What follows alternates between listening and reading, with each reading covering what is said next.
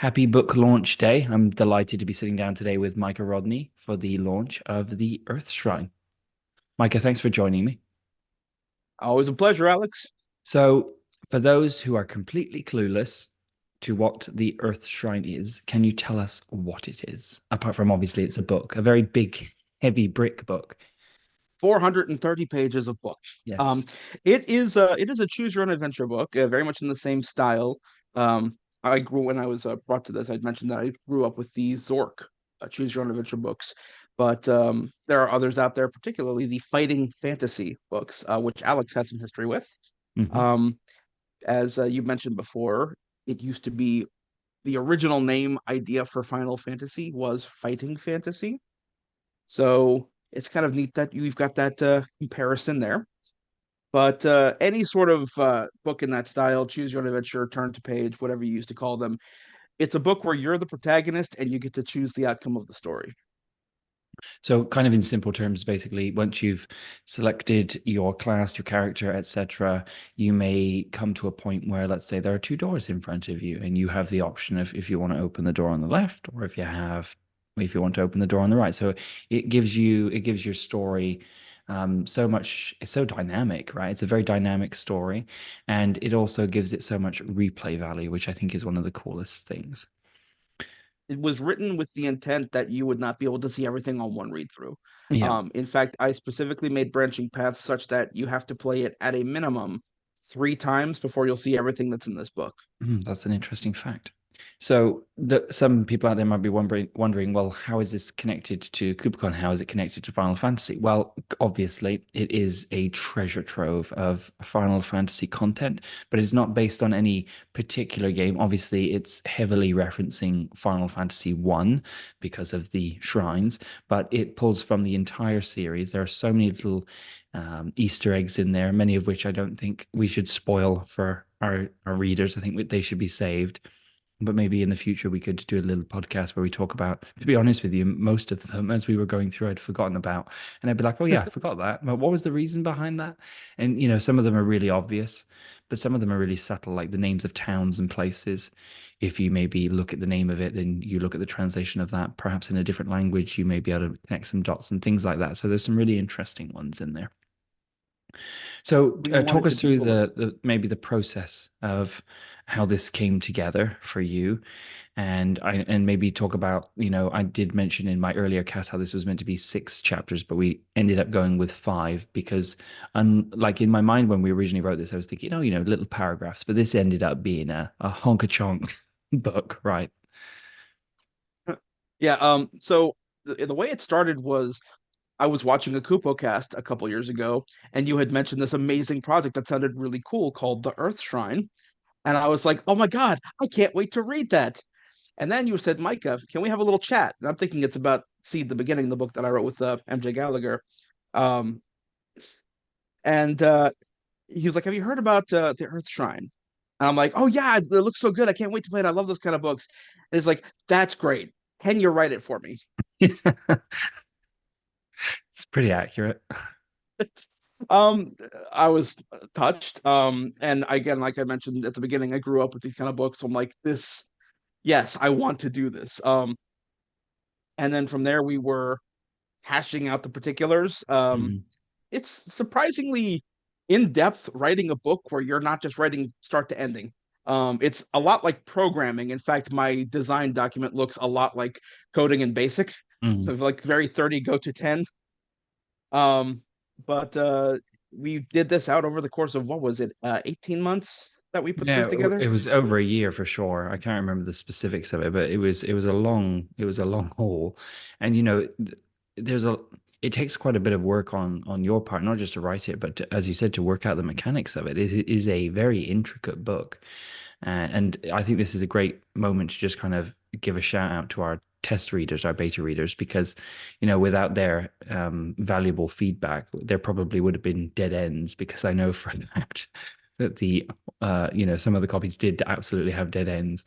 But it was great to get that feedback. But also, while we're talking about contributions, we must talk about Anne and the exquisite artwork, which I'm sure will be coming up on your screens now. The artwork in this book is just spectacular. She has a real talent of like, because she'll, when we were doing the art work, you had said write some prompts, give her like a paragraph to work with, and I would throw together like a basic, this is what's in the scene, and she absolutely breathes it to life. There's a particular favorite piece of mine because of the way she described it. The picture of a without spoilers, a dwarven woman you'll meet later in the book. Um, she said, I decided to make this with concentric circles coming out from her heart. And I'm like, you thought of, I didn't write that. That was not me. That was all Anne Barone. She's just a really gifted artist, and she really breathes so Mm. much energy into every piece she's put out for this book. My favorite's the door, without saying The too door. much. I love the door. I don't know what it is. I just think everything about the door is just fantastic. And like when we were putting the book together, I think the original aim was just three pieces of art per chapter. But then, we wanted, it was three, wasn't it? I think it was. Yep. And then we decided that we wanted some gap fillers here, there, and everywhere. We had a conversation and she was just like, oh, well, how many do you want? I was like, just start drawing artwork and send me the bill. And the book is like, I'm pretty sure there's like 40 or 50 pieces of art in the book. Like there's a lot of artwork in it. Obviously, some of them we reuse, but some of the death ones are fantastic. Like I will encourage you that even if you win a battle, if you either read it on your like current playthrough or read it on your second playthrough, but go read the deaths because the deaths are some of my favorite parts, to be honest with you. It's the only time in life where dying is actually enjoyable, I suspect. But who knows? I guess one day we'll find out. But it was just cute. Like they're very comical. There's so many there's a lot of pop cult references in there too, not just Final Fantasy. So I think people will enjoy those as well. I will admit I had a morbid sense of fun writing the deaths because it's an opportunity to just tell the most horrible dad joke to really punish you for Mhm. dying. Yeah. But a lot of good morbid humor in there, and just a good time in general. I don't want it to be like it's not the end. You messed up this time. Go back, do better. Which, by the way, reminds me, this book you don't have to go through in one sitting. Each chapter is a save point, Mhm. and there's actually two save points in the final chapter for reasons. Um, but basically, if you die, start back from your save point, start over again. You're not going all the way back to the beginning of this. Uh, it's you take it at your own pace. Something else that I think is worth talking about is that, for a lot of readers who, there's a lot of experienced, say, Dungeons and Dragons players out there who are used to rolling those dice and doing stats, etc. And then there's people like me who, are more casual, let's face it, and just enjoy the experience, but, maybe slightly off put by the mechanics, etc. Why don't you tell us about the mode that we built into this book for the more casual player? Ah, yes. So, and I want to say to give full credit, I believe this was a suggestion from one of our beta readers, maybe from the preview version, but it was such a good idea we had to do it. We have something called carbuncle mode, which is basically you read through the book, you make the decisions, but you don't have to keep track of your stats. If you get into a fight, you assume that you win it. If you have a skill challenge, you assume that you win it. Or choose the outcome you would like if there are multiple options. Basically, it's designed for the more casual reader, somebody who does not want to have to worry about all the maths, somebody who is trying to read this on a train and doesn't want to roll dice. It's there for you to just enjoy the story and enjoy the characters because there's so much to enjoy from this book that is not just the math. Mhm. And talking of things to enjoy from the book, why don't you tell us about the section now? During the original book, I do remember like reading it and thinking like there were entries that were like 2 or 3 pages long, and I was like, wow, there's a lot of content here, and it was good content, and I didn't want you to strip it out, but I needed a solution to kind of keep entries smaller, and that was the introduction of the ATL. So why don't you tell us about The ATL came about because I write too much. that? um, I am admittedly a little verbose. I have been told before to wrap it up, but now we wrap it up in the back of the book, starting from like the last 30 or so pages of the book. You can read in-depth lore on certain entries. They are marked with an asterisk, right up there next to the number, and you can turn to the back, find that entry, and then get additional detail, which is really cool world building, but maybe not relevant to your quest at that time. Mhm. Um, I And mean, there it gives you are the flexibility to paragraphs. like either read it, as you're playing, or maybe go to it after the fact. Personally, I think I'd read it as I was going. I think it really does add to the depth. But as you said, it's like it's optional, right? You don't need to. Yeah, it's there if you want it. If you're like, this is already too much, you're fine. Um, but there is a lot of cool stuff in there, and of course, the ATL is also absolutely littered with references to Final Fantasy and KupoCon. Which I love. So far, we've distributed just over 100 copies at our event in Birmingham, Palm Central, and now they're going to be available online. They're going to be shipped directly from the factory, which means it's nice and quick and easy for you.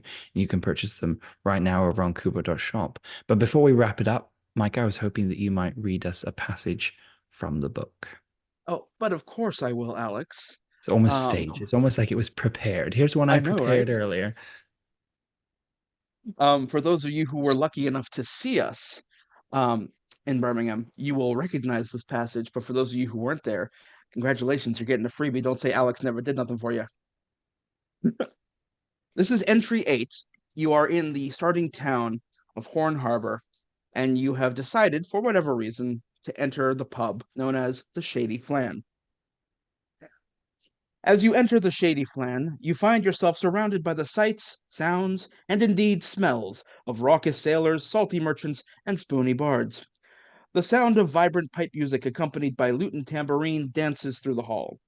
You pull up a seat next to a bald-headed man wearing dark spectacles, nursing a hangover and mumbling in some poetic but impenetrable foreign tongue. He is hastily scribbling on sheet music and nursing a tall mug of rum. The barman, a stout man with a beard to rival a dwarf's, slaps his hands on the table in front of you to get your attention. Right. Have I seen you before? Ah, whatever. Listen up. We've 3 rules at the Shady Flan. His voice is sour, gritty, and threatening, not unlike some of the drinks on the wall behind him. A rich apple cider catches your eye before the barkeep snatches it back, shoving a finger in your face. 1. No making googly eyes at the barmaid. She's my wife, Beefa. 2. Don't bother Mogsart here. He's contracted for 5 more ballads and he's late. And 3, we only accept Gil here. No IOUs, no I'll be your friend, and definitely none of these tombstones or whatever the kids are calling them. Now, what'll it be? And then from there, you can choose to get a drink or go to sleep or talk to the bard. Amazing. Thank you. To everyone who's purchased this book up so far, I hope you love it. I hope you love it as much as we do. And to Ambro, my thanks for producing such stunning artwork. And every ounce of the thanks that I have left in my body goes to you, Micah, for producing one of the coolest things we have ever done.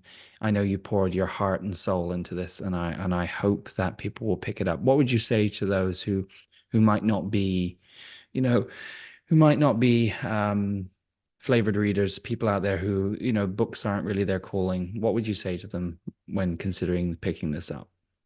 What I would say is this is not like any other book you've read. This is not, don't let the size intimidate you. The entries, for the most part, are very readable.